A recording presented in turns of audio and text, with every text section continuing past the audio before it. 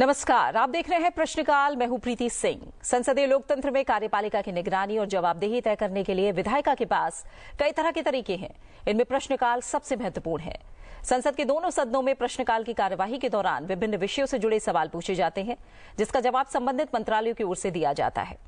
लोकसभा में प्रश्नकाल के दौरान विभिन्न मंत्रालय से जुड़े विषयों पर सदस्यों ने सवाल पूछे, जिसका संबंधित मंत्रालय की ओर से जवाब दिया गया।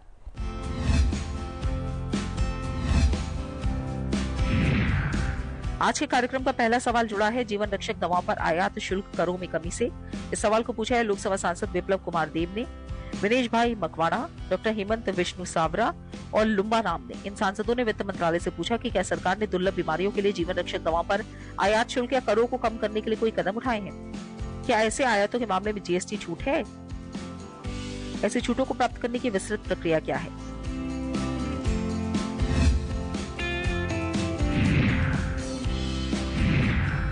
इस सवाल का जवाब दिया वित्त मंत्रालय में राज्य मंत्री पंकज चौधरी ने। उन्होंने बताया कि दुर्लभ बीमारियों के उपचार के लिए उपयोग की जाने वाली सभी दवाएं, औषधियों और विशेष चिकित्सा प्रयोजनों के लिए खाद्य को मूल सीमा शुल्क और IGST से तब छूट दी गई जब उन्हें व्यक्तियों द्वारा व्यक्तिगत उपयोग के लिए आयात किया जाता है, उत्कृष्टता केंद्र द्वारा या किसी भी उत्कृष्टता केंद्र द्वारा अनुशंसित किसी व्यक्ति या संस्थान द्वारा आयात किया जाता है।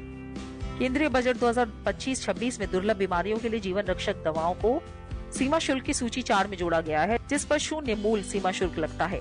इस अधिसूचना में सीमा शुल्क के तहत निर्धारित प्रक्रिया भी अपने जवाब में बताई गई है।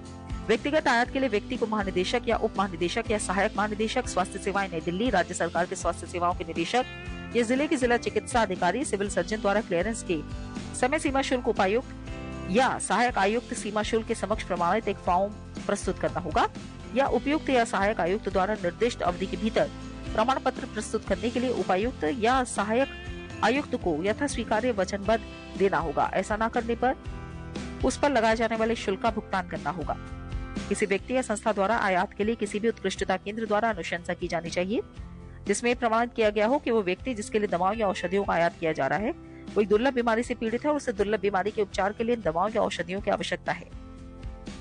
Lysosomal storage disorder, adrenoleukodystrophy, severe combined immunodeficiency, chronic granulomatous disease, Wiskott-Eldridge syndrome, osteopetrosis, Fanconi anemia, Laron syndrome, tyrosinemia, खराब मेटाबॉलिक नियंत्रण, कई लिवर एडोनोमा या हेपेटोसेलुलर कार्सिनोमा के लिए उच्च जोखिम या पर्याप्त सिरोसिस या लिवर डिस्फंक्शन की स्थिति या प्रोग्रेसिव लिवर फेलियर के कारण glycogen storage disorder, maple syrup urine रोग, यूरिया साइकिल विकार, organic acidemia, autosomal recessive polycystic kidney disease, autosomal dominant polycystic kidney disease, phenylketonuria, hyperphenylalaninemia condition, homocystinuria, urea cycle enzyme 2, glutaric aciduria type 1 और 2, methyl malonic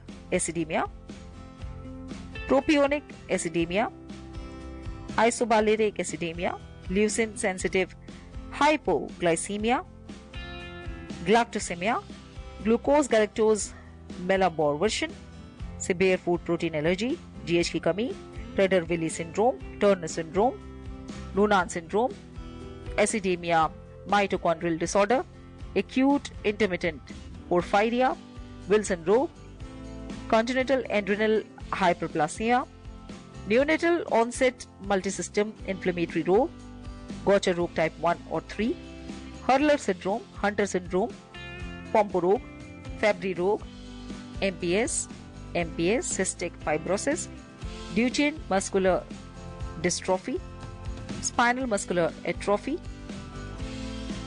वोलमैन रोग, hypophosphatasia, न्यूरोलन सेरोराइड लिपोफ्यूसिनोसिस, हाइपोफॉस्फेटिक rickets, एक विशिष्ट haemolytic uraemic syndrome.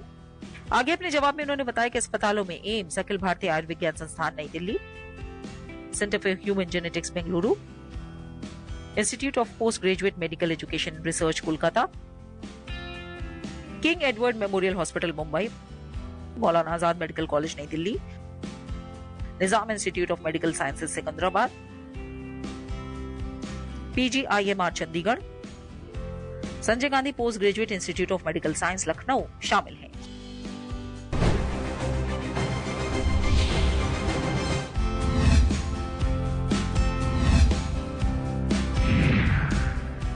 आज के कार्यक्रम का अगला सवाल जुड़ा है राष्ट्र निर्माण के लिए कौशल प्राप्त युवा नेताओं से।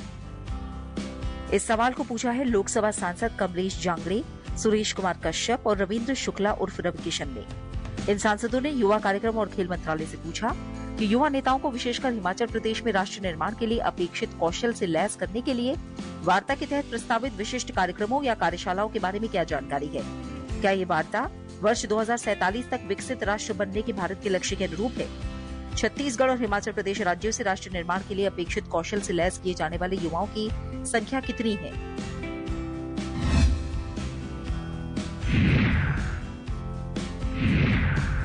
इस सवाल का जवाब दिया युवा कार्यक्रम और खेल मंत्री डॉक्टर मनसुख मांडविया ने। उन्होंने बताया कि NYF यानी राष्ट्रीय युवा महोत्सव युवा कार्यक्रम और खेल मंत्रालय द्वारा कार्यान्वित राष्ट्रीय युवा किशोर विकास कार्यक्रम स्कीम के प्रमुख कार्यक्रमों में से एक है। इस वर्ष NYF का पुनर्गठन किया गया है और इसे VBYLD यानी विकसित भारत यंग लीडर्स डायलॉग कहा गया है।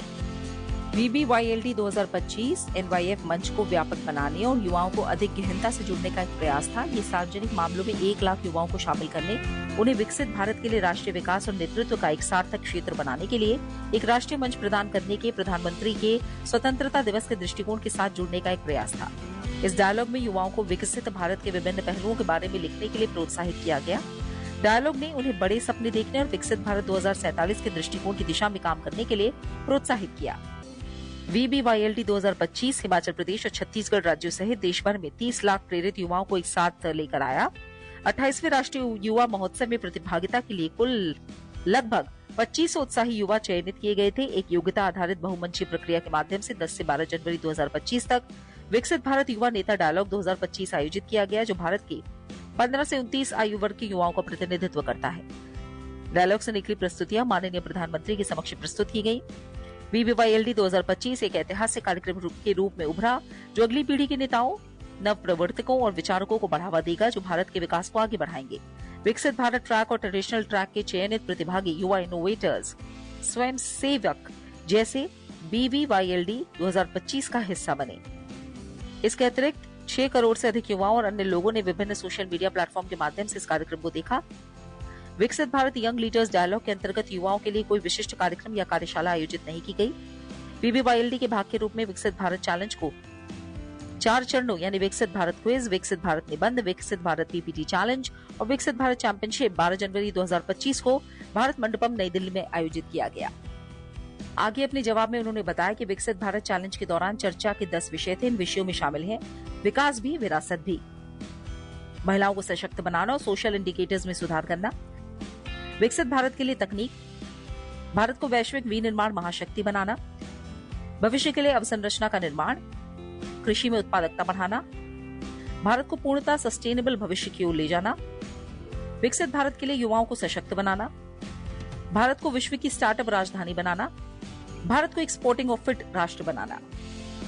इसके अलावा उन्होंने अपने जवाब में बताया कि विकसित भारत 2047 एक पहल है, जिसका उद्देश्य स्वतंत्रता के शताब्दी वर्ष तक एक विकसित राष्ट्र बनने की भारत की आकांक्षा को साकार करना है।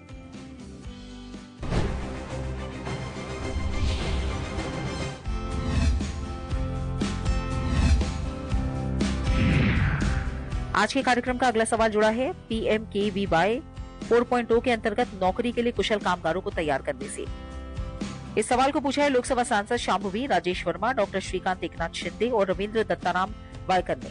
इन सांसदों ने कौशल विकास और उद्यमशीलता मंत्रालय से पूछा कि वित्त वर्ष 2024-25 में प्रधानमंत्री कौशल विकास योजना 4.0 के अंतर्गत प्रशिक्षित किए गए व्यक्तियों का ब्यौरा क्या है। अगले 5 वर्षों के दौरान कौशल विकास के लिए वर्षवार लक्ष्य क्या है। योजना के अंतर्गत विशेष रूप से महाराष्ट्र और बिहार में महिलाओं, अनुसूचित जातियों, अनुसूचित जनजातियों और अन्य हाशिए पर पड़े समूहों के बीच कौशल विकास को बढ़ावा देने के लिए शुरू की गई पहलों का ब्यौरा क्या है। प्रशिक्षण की गुणवत्ता में वृद्धि करने और राष्ट्रीय कौशल योग्यता रूपरेखा को सभी केंद्रों में समान रूप से लागू करना सुनिश्चित करने के लिए सरकार द्वारा कौन कौन से उपाय किए जा रहे हैं। क्या सरकार ने PMKVY 4.0 के अंतर्गत रोजगार कुशल कामगार तैयार करने के लिए उद्योगों के साथ भागीदारी की है।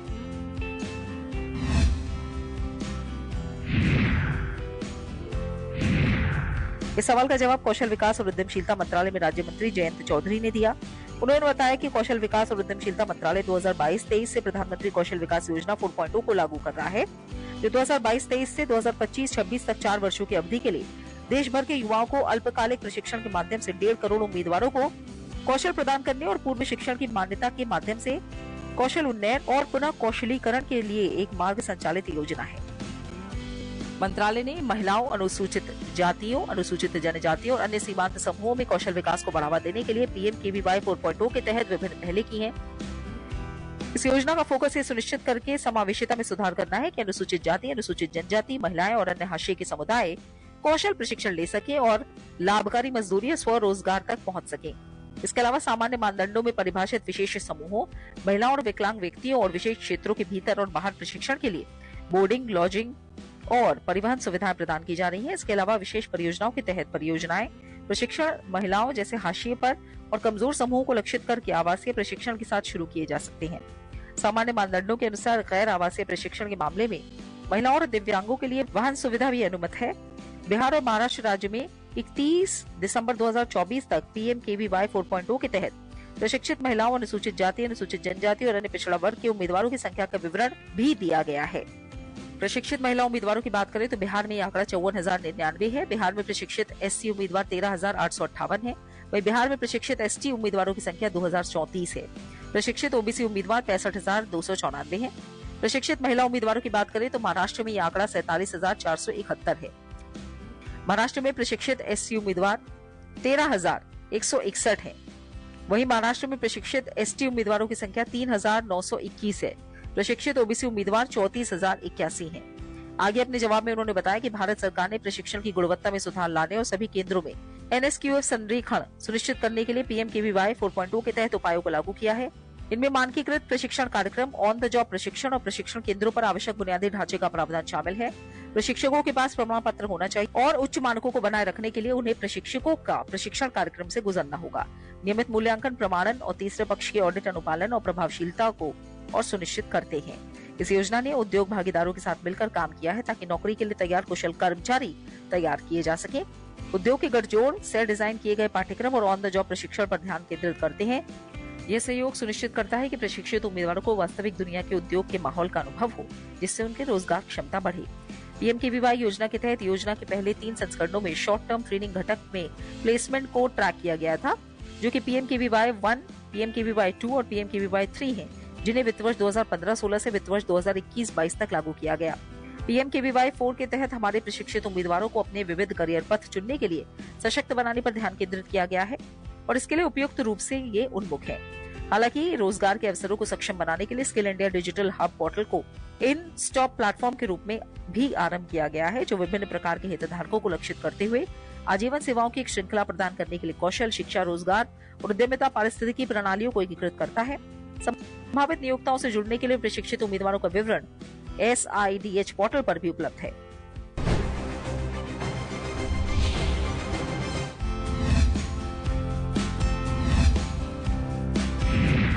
आज के कार्यक्रम का अगला सवाल जुड़ा है आर्टिफिशियल इंटेलिजेंस उत्कृष्टता केंद्र से। इस सवाल को पूछा है लोकसभा सांसद अजय कुमार मंडल ने। उन्होंने शिक्षा मंत्रालय से पूछा कि क्या सरकार ने एम्स और IIT के नेतृत्व में 3 आर्टिफिशियल इंटेलिजेंस उत्कृष्टता केंद्र शुरू किए हैं। इसके लिए कुल कितना वित्तीय परिव्यय किया जाना आवश्यक है और पिछले 2 वर्षों के दौरान वास्तव में कितनी धनराशि का उपयोग किया गया है। स्वास्थ्य परिचर्चा, कृषि और संपोषणीय शहरों में अनुसंधान और नवाचार को बढ़ावा देने के लिए इन उत्कृष्टता केंद्रों का योगदान क्या है।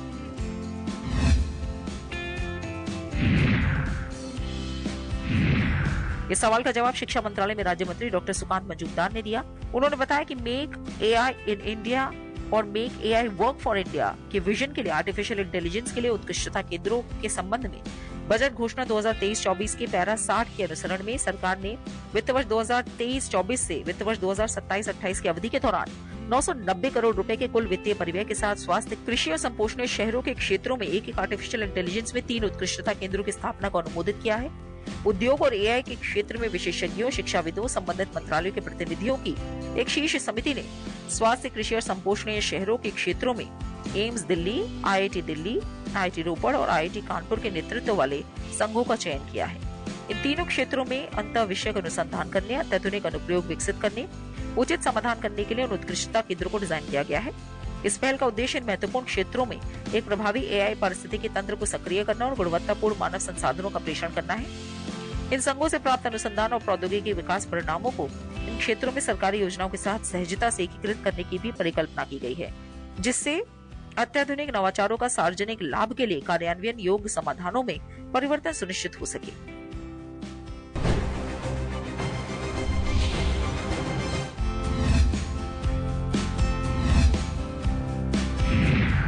आज के कार्यक्रम का अगला सवाल जुड़ा है पर्यटन क्षेत्र में एआई से। इस सवाल को पूछा है लोकसभा सांसद पीपी चौधरी ने। उन्होंने पर्यटन मंत्रालय से पूछा कि क्या सरकार द्वारा प्रमुख पर्यटन स्थलों पर आगंतुकों के अनुभव को बढ़ाने के लिए virtual guide, crowd prediction app और बहुभाषी चैटबॉट जैसे आर्टिफिशियल इंटेलिजेंस का उपयोग करते हुए स्मार्ट पर्यटन पहल शुरू की गई है। क्या नया अतुल्य भारत डिजिटल पोर्टल राजस्थान में विशेषकर पाली जिले में कम प्रसिद्ध स्थलों को हाईलाइट करने के लिए धार्मिक और सांस्कृतिक पर्यटन के लिए एआई संचालित व्यक्तिगत अनुभव प्रदान करता है? क्या पर्यटन क्षेत्र में विशिष्ट भारतीय एआई समाधान विकसित करने के लिए तकनीकी स्टार्टअप और स्थानीय नव प्रवर्तकों के साथ कोई साझेदारी की गई है? क्या एआई संचालित किसी पायलट परियोजना ने पर्यटकों की संतुष्टि और स्थानीय आर्थिक लाभ में सुधार करने में आशाजनक परिणाम दर्शाए हैं?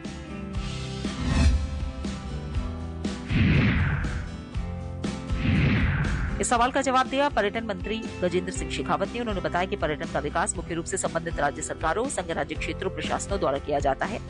पर्यटन मंत्रालय अपनी विभिन्न अवसंरचना संबंधी योजनाओं के तहत राज्य सरकारों, संघ राज्य क्षेत्र प्रशासनों को वित्तीय सहायता प्रदान करके इन प्रयासों को संबोधित करता है। पर्यटन मंत्रालय राज्य सरकारों को योजनाओं के तहत स्वीकृति के लिए उनके द्वारा तैयार किए जाने वाले परियोजना प्रस्तावों में प्रौद्योगिकी के उपयोग वाले सॉफ्ट घटकों को शामिल करने के लिए भी प्रोत्साहित कर रहा है, ताकि प्रमुख पर्यटक स्थलों के आगंतुकों के अनुभव को बेहतर बनाया जा सके। पर्यटन मंत्रालय ने राजस्थान सहित देश की समृद्ध सांस्कृतिक विरासत, प्राकृतिक सौंदर्य और विविध आकर्षणों को जानने के इच्छुक यात्रियों और हितधारकों के लिए एक व्यापक संसाधन के रूप में अतुल्य भारत डिजिटल मंच के संशोधित संस्करण की शुरुआत की है। अतुल्य भारत डिजिटल मंच मौसम की अद्यतन जानकारी, सिटी एक्सप्लोरेशन और यात्रा संबंधी अनिवार्य सेवाएं प्रदान करके आगंतुकों के अनुभव को व्यक्तिगत रूप देता है। भारतीय पुरातत्व सर्वेक्षण के स्मारकों के लिए फ्लाइट, होटल, कैब्स और बस और टिकट की बुकिंग के लिए इस पोर्टल से कई ऑनलाइन यात्रा एजेंटों और हितधारकों को भी जोड़ा गया है।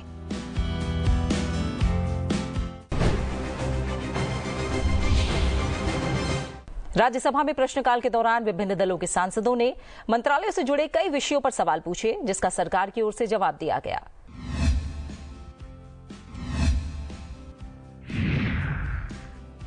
आज के कार्यक्रम का अगला सवाल जुड़ा है भारत के अपस्ट्रीम हाइड्रोकार्बन क्षेत्र से। इस सवाल को पूछा है राज्यसभा सांसद डॉक्टर सिकंदर कुमार ने। उन्होंने पेट्रोलियम और प्राकृतिक गैस मंत्रालय से पूछा कि क्या भारत और गुआना हाइड्रोकार्बन क्षेत्र में अपनी साझेदारी को और अधिक बढ़ाने के लिए किसी समझौते पर हस्ताक्षर करने पर विचार रखते हैं?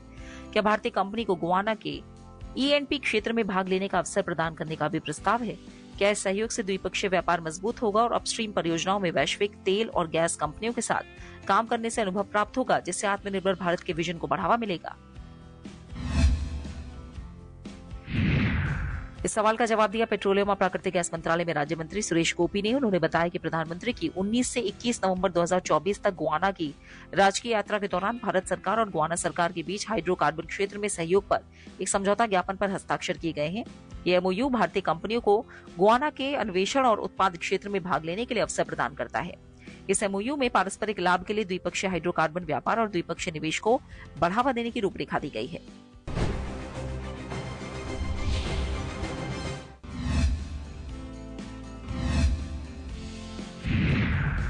आज के कार्यक्रम का अगला सवाल जुड़ा है इथेनॉल मिश्रण से। सवाल को पूछा है राज्यसभा सांसद अयोध्या रामी रेड्डी आला ने। उन्होंने पेट्रोलियम और प्राकृतिक गैस मंत्रालय से पूछा कि सरकार ये सुनिश्चित करते हुए कि इथेनॉल उत्पादन के कारण खाद्य सुरक्षा से समझौता न हो, संभावित खाद्य बनाम ईंधन बहस का समाधान करने के लिए क्या कार्यनीतियां अपनाएंगी, और सरकार दूसरी पीढ़ी की इथेनॉल प्रौद्योगिकियों जो गैर खाद्य बायोमास का उपयोग कर सकती है?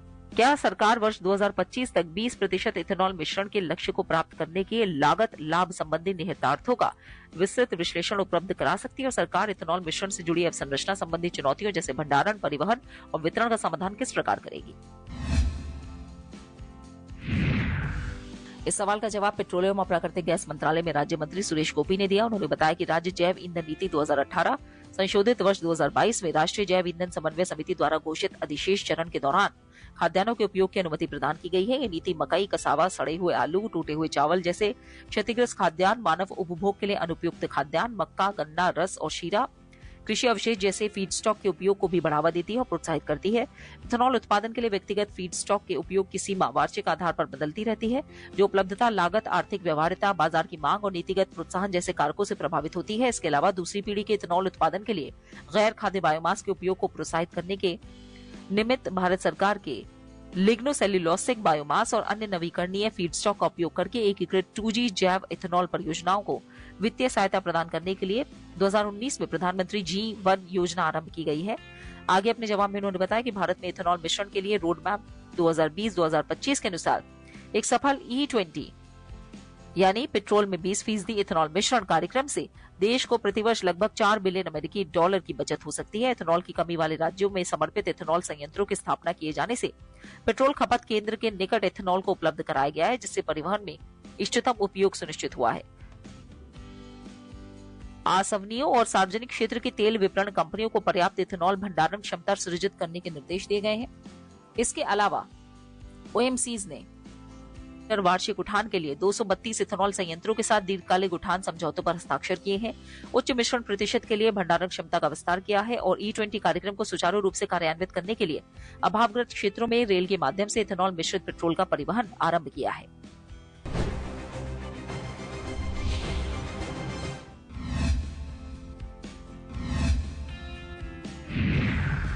आज के कार्यक्रम का अगला सवाल जुड़ा है पीएम विकास योजना से। सवाल को पूछा है राज्यसभा सांसद एम मोहम्मद अब्दुल्ला ने। उन्होंने अल्पसंख्यक कार्य मंत्रालय से पूछा कि अल्पसंख्यक समुदायों के लिए पीएम विकास के तहत कौशल विकास और उद्यमिता की कितनी पहल शुरू की गई है। ये पहल रोजगार परिणामों को बेहतर बनाने के लिए किस हद तक सफल रही है। क्या सरकार ने विशेष रूप से ग्रामीण और दूरदराज के क्षेत्रों में लक्षित आबादी तक पहुंचने के संदर्भ में पीएम विकास के कार्यान्वयन में किसी अंतराल या चुनौतियों की पहचान की है? अगर हाँ, तो इन चुनौतियों का समाधान करने के लिए क्या कदम उठाए गए हैं? पीएम विकास के तहत सफलतापूर्वक प्रशिक्षण पूरा करने वाले अल्पसंख्यक लाभार्थियों की संख्या और इसके परिणाम स्वरूप अपना खुद का व्यवसाय शुरू करने के लिए या रोजगार प्राप्त करने का ब्यौरा क्या है? इस सवाल का जवाब दिया अल्पसंख्यक कार्य मंत्री किरेन रिजिजू ने। उन्होंने बताया कि पीएम विकास यानी प्रधानमंत्री विरासत का संवर्धन मंत्रालय की एक प्रमुख योजना है, जो 5 पूर्ववर्ती योजनाओं सीखो और कमाओ, नई मंजिल, नई रोशनी, हमारी धरोहर और उत्पाद को एकीकृत करती है और कौशल विकास, अल्पसंख्यक महिलाओं की उद्यमिता और नेतृत्व और स्कूल ड्रॉप आउट के लिए शिक्षा सहायता के माध्यम से 6 अधिसूचित अल्पसंख्यक समुदायों के उत्थान पर केंद्रित है। इसके अतिरिक्त इस योजना में राष्ट्रीय अल्पसंख्यक विकास और वित्त निगम द्वारा प्रस्तावित ऋण कार्यक्रमों के साथ लाभार्थियों को जोड़कर ऋण लिंकेज की सुविधा प्रदान करने का प्रावधान है। लाभार्थियों को उनकी आजीविका बढ़ाने के लिए EPCH के माध्यम से बाजार संपर्कों के लिए भी समर्थन दिया जाएगा। पीएम विकास योजना को अभी लागू किया जाना है।